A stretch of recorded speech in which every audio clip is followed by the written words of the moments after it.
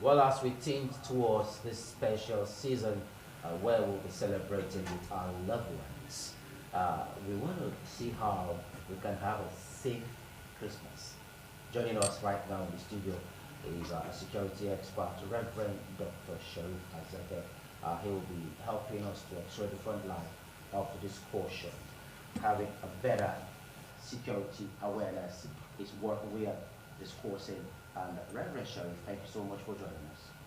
Good morning. Thank you for having me. Good to have you join us, Reverend Sharif. And happy Christmas in advance. Same to you. Okay, now help us and let's see how we can make sense of the discussion. The festive season is already here. Yeah. What should people know? Festive period is a period where people do everything to round up for the year. We all know we have 34 days remaining to round up this year, 2023. Okay. And these 34 days, to many, is a rush hour. It's a rush season. And being a rush season is also a crime season. Because a lot of people try to round up their activities, churches, organizations, even government agencies, even individuals, families, try to round up. In the course of rounding up, everybody's running to do one or two things. And in the course of doing all these things, a lot of people are not security conscious because criminals take advantage at this season to cause mayhem, to attack their victims. That is why in this season we want everybody to be more security conscious. We all know that Nigeria today, we are not too free when it comes to security issue because number one problem of Nigeria is insecurity and the thing is not reducing. So this period, I will encourage everybody to be more security conscious so that you don't become a victim of circumstances because a lot of people out there trying to use this season to take advantage of your unconsciousness of security matters. So it is very, very important because a lot of people right now, they try to round up, like what I said, in the course of rounding up, some people want to do it by all means, like traders, for example, they want to go to Onitsha 3 times a week.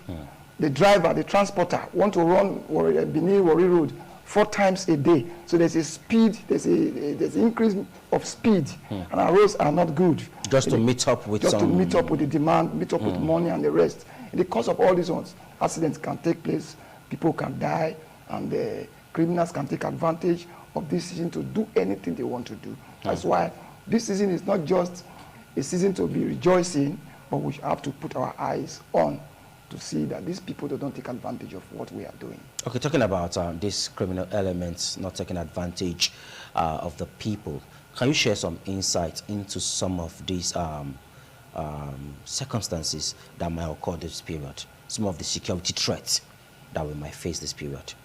Like one of them is kidnapping. The issue of kidnapping is still on in this country. And these kidnappers, to them, they know that this period, people, is a cash period. People are really, there's a cash flow. So they will take advantage of kidnapping their victims. That is why even when you are traveling, even as a driver or commuters, passengers or whatever, be careful the time you travel. Don't travel in the night because it's not a good time to travel, especially the time we are now. You see people still travel in the night, which is not the best time. Are they really taking the risks?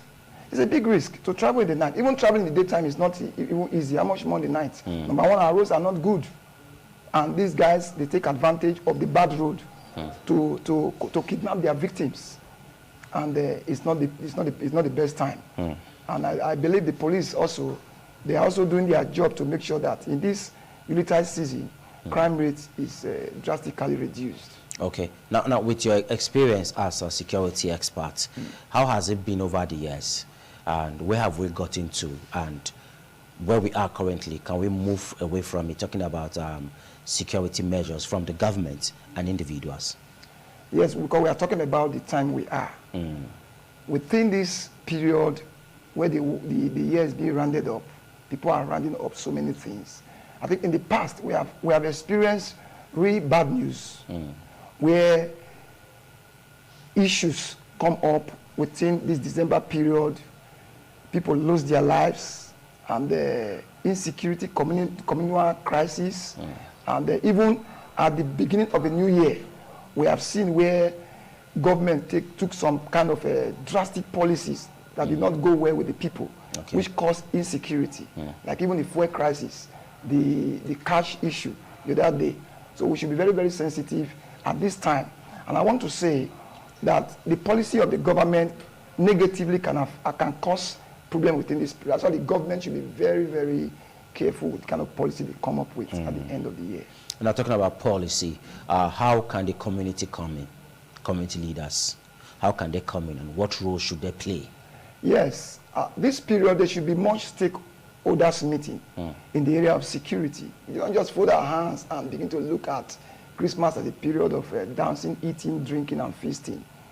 We should have a kind of synergized structure of security stakeholders meeting where the community can come in, liaise with the security agencies to make sure everything is in order. There should be meetings going on how they can put the communities in order, because we have had community crises in the past, robbery, killing, ritual, and the rest, kidnapping. So the community leaders especially should also create that forum where they invite the security agencies to have good meetings on security and safety of the community, the people, and their properties. And everyone should be his brother's keeper. So when these structures are on ground to an extent, the issue of security will be addressed. Okay, now talking about the issue of security being addressed, in Zamfara recently, people in their hundreds were kidnapped, were abducted from their homes, and farmers were asked to pay some certain levies in those areas. And far in Yola, Adamawa State, there was a breakdown of law and order between police and Nigerian army, where one of the security agency had to lose a member of them. Now, if those who are saddled with the responsibility of taking care of these communities, they're having long ahead, how safe will our community be? It is said that when the head is ruptured, what happens to the body? The people that are saddled with the task of taking care of the people in the area of having security, serious disputes. They're having disputes. It's not a good omen. I think it is high time for the security agencies to come together in unity, because they are fighting one common enemy. They are not fighting themselves. They are fighting one common enemy, which is the insecurity. But this is not the first time it's happening. It's not the first time. It's been happening. It has happened in Lagos several times. Yes, in Kaduna, another part of the nation. We have seen these things happening. Maybe in the cause of rivalry, supremacy. You are trying to reach shoulder with the other one. But I think security is everybody's responsibility. Whether you are a police officer, you are a military personnel, we need to come together to speak one language. We need to unify our system, our structure. And I think this will be done by the officers up there to preach love among the uniformed people, because if these things begin to happen, the Bible says when the wall is cracked, the serpent will bite. The criminals will take advantage of that, because when there's division in the home can never stand. So the citizens are looking at the uniform personnel to be united, because if they are not united, there's no way you can fight criminality or insecurity. Okay. So they should be united, no matter the cause. They should be united to fight one common enemy, which is insecurity. Now talking about uniting each other, or having a united force, what is Sapphire Shield Security Awareness Initiative doing this period to collaborate and support the security architecture that we have in the nation? Like Sapphire Shield Security and Safety Awareness Initiative, what we are doing, we are collaborating with the uniformed people, that the Nigerian police, the military, and the rest, to educate the masses. Really, we are on the area of education, enlightenment, and security awareness. Okay. We go to communities, we educate, because the people need education. It's not about the gun, it's not about the uniform. The gun cannot solve security matters alone. Oh, really? We need to educate the people in the area of security, because when there is no knowledge, there will be issues. So we are giving them security knowledge, even in the Decapolis, in the hinterlands, where these uniformed people may not be able to reach. We talk to the elders, we talk to the chiefs to see how they can come up with a kind of a system where we educate them, sensitize them, and give them security awareness, so that there will be more security aware of what is happening in their environment. Okay. Now talking about security awareness, I've taken time to move around Benin City and some part of Edo State. We've seen people from the northern part of the country everywhere. They are everywhere in Edo State. And most times when you see some of them along bus stops and garages and streets, you find them with weapons. But in court, some of them, people feel this instrument with these guys are just for laborer work. But don't you think that can pose risks to Edo State? Yes. I keep on talking about the porosity of our boundaries in Nigeria. Our boundaries are porous. Let us call a spade a spade. How are these people coming into this country? They are not jumping from the sky. They are passing through these porous boundaries. And everybody is just watching them come into this country without stringent security measures taken to really checkmate these guys that are trooping into this country. They are not coming here to, most of them are not coming here to come and look for their daily bread. They are coming here to carry some kind of criminal activities, and which are not where checkmates. Look at Edo State, for example. You see the way they have really infiltrated our lands. They are everywhere. The north, the east, the west, the south, they're everywhere. And it's like, people, we are just watching them. In our boundaries, in every city, you see them taking charge of the city gates. And when your enemies or strangers take over your city gates, it's a big security challenge. And which we must address. They're everywhere in the town. Nobody's checkmating them. You see all these guys they call scavengers, looking for iron. I keep on telling our people, let us really go down and check whether they are really looking for iron. What are they looking for? Some of them, just like what you said, some of them are weaponized. Check them very well. You see them with sharp. Remove the what you call it, the zinc on top of that structure. You see some of them with dagger. What are they using dagger to do? See them with sharp objects, arming themselves with whatever. Who is? And they are not even hiding it. They are not hiding it. Even you who is a citizen of the place, you dare not carry even common knife. But these people who are migrants, you see them carrying weapons, and we are just looking at them. Because the day they will strike, it will be too bad. So it is high time, especially this Yuletide season, let us put eyes on them and let us checkmate them. And let them be a kind of a union or agency that is in charge of watching over these people, so that one day we will not wake up to see that something bad has happened. Because the society now, the environment now is filled up with this, even their marketplaces. See them carrying wheelbarrow, pushing. You see they are forming cliques. Where are they staying? Where did they come from? What is their main job? Who is sponsoring? Because certain persons are sponsoring them. They're not just doing things on their own. Okay, look at our junctions. You see small children. A child of 2 years begging money.